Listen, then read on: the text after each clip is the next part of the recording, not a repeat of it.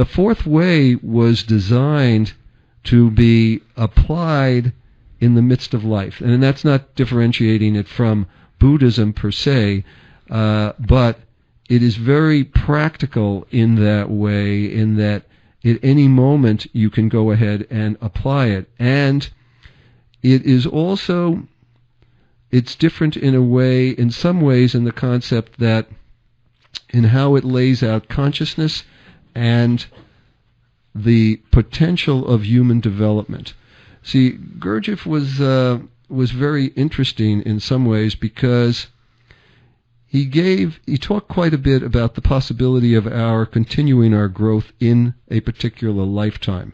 And this is where I'm not going to say it differentiates from Buddhism, but it goes, I'm not going to say, it moves a little bit more scientifically about what could take place in our development. And Gurdjieff is very, he says that there's a possibility for us not only procreating to create another human being, which we do all the time, but he says very specifically that there are possibilities for us to actually create in ourselves another body. And this other body has the potential of continuing. He also differentiates from other religions in the sense that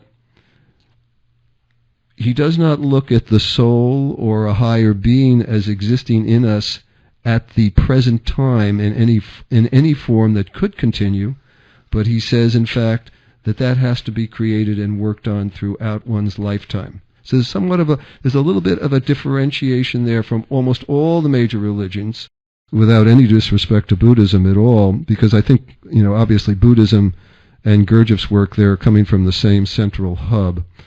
But Gurdjieff laid out some very specific laws or scientific principles that he says are applicable not only on our planet and in this solar system, but he explains how this particular solar system actually comes into being, and he also explains very specifically, as one reads him, that there is a specific purpose to human life as differentiated from all other life on the planet.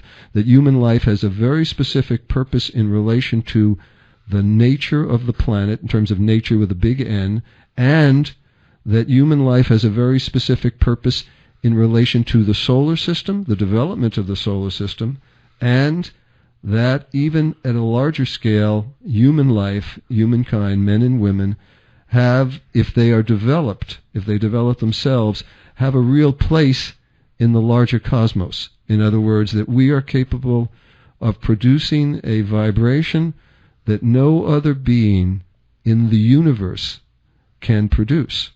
And that doesn't mean because we're capable of doing it, that we produce it. In fact, his book, All and Everything, which is actually 3 books, but his major portion, first book, was Beelzebub's Tales to his grandson, describes how and why our state of consciousness is the way it is, and how it does not produce the required vibrations. So he actually lays out a couple of major laws. He calls them the law of 7 and the law of 3, which he says everything is based on. And he says on our planet at the current time, the only representations we really have of this is we have remnants of it. Musical instruments, the octave really is the law of 7. We see that. We see the law of 3 in every major religion, in the Trinity. It's described everywhere. But he says these laws really determine not only everything that happens physically in the universe and on our planet, but also what happens in us in particular, and that one of our purposes and one of our jobs, so to say, is to learn to understand those laws both inside of us and outside of us, and to be able to then take our part in the larger cosmic scheme.